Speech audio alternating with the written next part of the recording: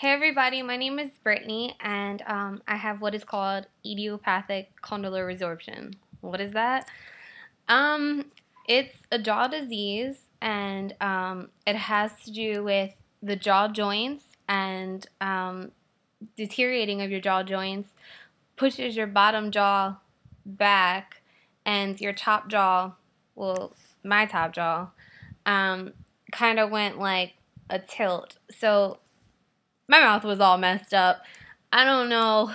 It's not hereditary. It's a very rare disease, and it's not like passed on to your family, and nobody in my family has it, and not that I know of. But it really, deep breath. It really has affected my breathing. My airway is cut off extremely. I have sleep apnea due to this, and constant pain. My face has changed a lot. A lot of people that have this disease, which is called ICR for short, they don't like their side view, and I don't blame them. Here, I thought I was just didn't like the way my face looked. But then when I looked it up and saw what this disease does to you and the effects on your face and your jaw and all that, I was like, oh, I'm not just, whatever. It's actually because of the disease. Here, I thought, through the years, just looking at my face, and looking at pictures from years ago, like, wow, my face has changed so much. I thought maybe, like, that's how I was getting older. I don't know, but I just, sometimes I looked in the mirror and I didn't recognize myself, and that made me really uncomfortable because I just didn't like what I was seeing, and I didn't understand why my face was changing so much. One thing I noticed, which was really bad, was my eating. When I eat, I can only bite down on my two back teeth, which I'll show you.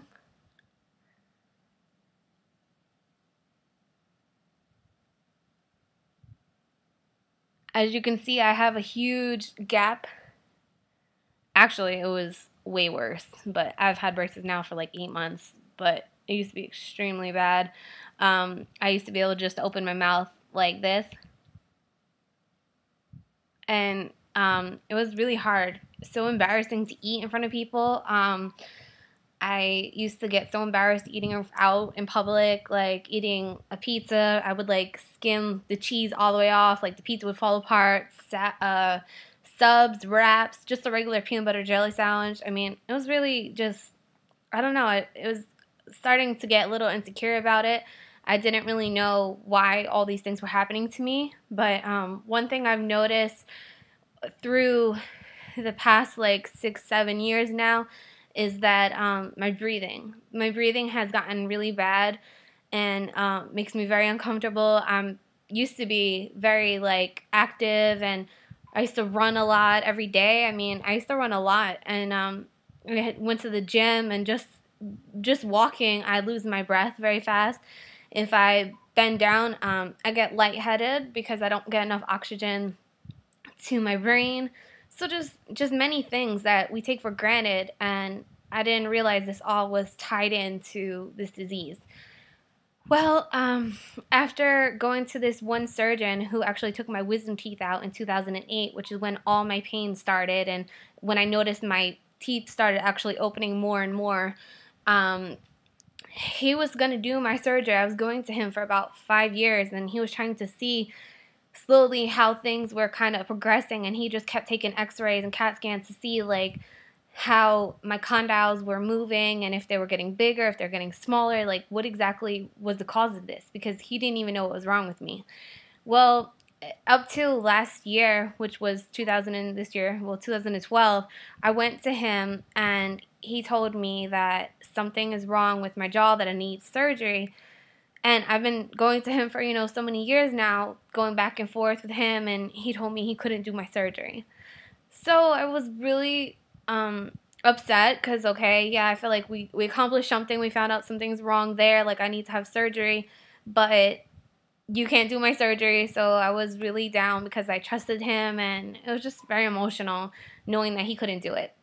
He told me he had to send me to Shands Hospital, which you can only be referred there. You can't just go in there. So finally I go there. I have to wait now for about 4 or 5 months just to get my foot in the door. And then I go for that interview, like that first visit, and he asked me some weird questions. He asked me, well, one, he asked me what my pain was, and I told him it's about an 8 out of 10. I don't really talk about it. I don't complain about it. It's just something I kind of guess I just deal with, but I wouldn't wish this upon anybody. I really wouldn't, because it really affects your life, and I feel like I get emotional, but I just feel like I've been delayed because I don't know. I just feel like I wish this could be done already, but I'm getting there. So, like the doctor said, you just have to keep pushing through. And, okay, I definitely didn't expect that one. But anyway, I had my meeting, and so, yeah, I'm crying right now. I can't believe I'm crying. Oh my gosh, please stop. I don't know, it's just been a very emotional roller coaster. I never expected so much from something. But I'm so thankful I have family and friends to encourage me. And my faith in God has really brought me through this. But anyway, okay, Brittney, stop crying. I don't know why I just started crying like that. But I had my interview, and he asked me, which I never thought a maxillofacial surgeon would ask me this, but he asked me how my period's been, and I thought, it's so awkward. Why would he ask me that? But it's so weird because ever since I got my period when I was 12, my cycle has never been normal. Like, I could go 8 months without a period, and they'd be like, "Are you pregnant?" And I'm like, "No, I think I would know by now. 8 months. I mean, you could tell." But no, I don't know. I never understood what was wrong with me. I just thought, oh, my period just never comes naturally. Well, they can't say that it actually comes, like, that has something to do with the disease, but for some reason, a lot of girls' periods are, like, just, I don't know, I guess, like, they're messed up or whatever, but, gosh, messing my makeup up, but, anyway, then he asked me, well, of course, he saw the condyles, he saw the matching from when I was 12, which are, like I said, they were very thick. And then now they're extremely little. And then he took a new x-ray, and it showed that my condyles, praise the Lord, have not moved. So they've been the same for the past 2 years. So I can have surgery, and that I'm definitely able, like, this is not something cosmetics. This is something health-wise needed because it's caused many health issues and just really threw me through the ringer. But, he was just looking at my jaw and just saying, "Wow, girl, your jaw is just messed up." I didn't know, but there's many cases of ICR. Well, it's very rare. It usually happens in women, not usually men. But usually when it does, it's from, I think, like 12 to like your 20s or something, and like it stops. But it's really like mainly just happens in women, and it's just very rare. But the only way to fix this is jaw surgery. But he explained to me, he gave me like 3 options to have surgery. First, he said I can have, the first, I think they said they could try and fix it with braces, which I can't because my jaw is so far back that I have to have some type of surgery, at least bottom surgery. Then they were going to say just do bottom surgery, and then, or the max, which I have to have top and bottom, and the condyle joint replacements, because my condyles are so bad that there's nothing there. So pretty much nothing is holding my 2 jaws in place and causes a lot of pain. And if I cry or laugh too hard or anything like that, or if I'm chewing too much, like pizza or just so much chewing or salad, I get so much pain in my jaw joints because there's nothing, like, they're just like rubbing, and it just really hurts. I got a lot of pain there. Sometimes it like goes to the back of my head, gives me extremely headaches. It's just, oh God, it's just horrible. It really is. I never knew about this disease, and then again, I never even knew that I had it. And not many people have it, and it's one thing, that's why I wanted to make a video to just let people know, guys, girls, your age, whatever it is, that if you're going through this, that you're not alone.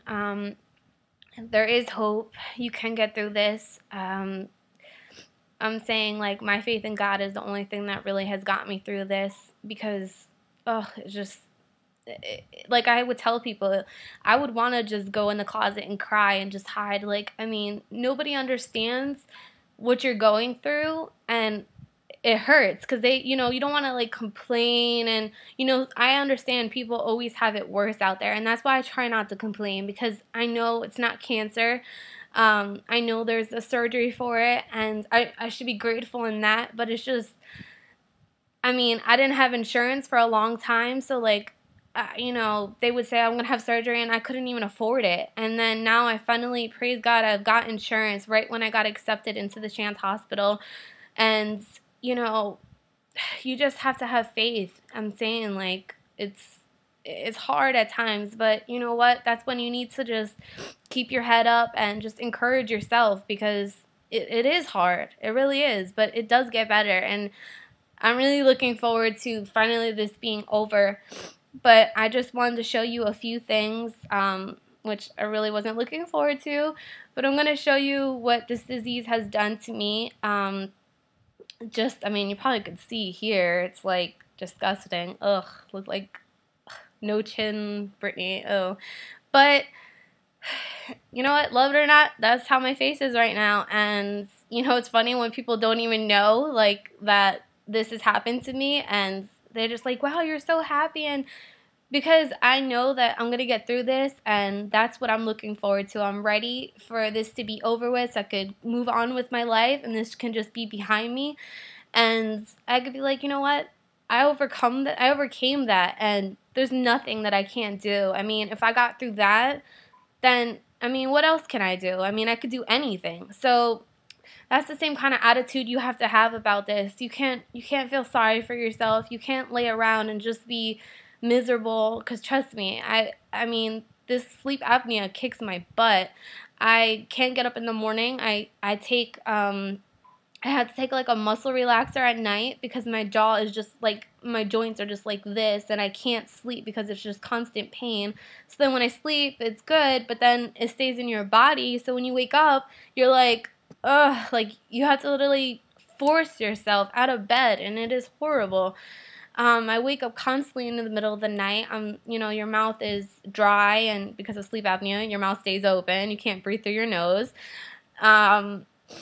So it's just a lot of things, and I can understand now how somebody with diabetes feels, because from the outside, they look like they're awesome. They look like they're great, but then you don't know what they're struggling inside, and it like gave me, okay, I get all emotional again. I need to stop. But what I'm trying to say is, we need to really, you just don't judge the book by the cover, because I may be happy, I may be laughing and smiling, but I am in pain. Like, I really am. I may laugh like no tomorrow, and that's just, I'm so thankful I have joy, because I'm always laughing. But, like, really, I pay for it later, because my jaw will start hurting. And I talk a lot. Well, I guess, like they say, God doesn't give you more than you can handle, and He knows that I can get through this, and it'll be a testimony that I made it through this, and that you can make it through it too, like, you're not alone. But I'm going to show you my side view, which has gotten so bad, it's just so embarrassing. But this is how bad my side view has gotten. As you can see, there's no, you can't tell that I even have a jaw. Like, it looks like I swallowed it up. Like, I'm like, all these cheeks.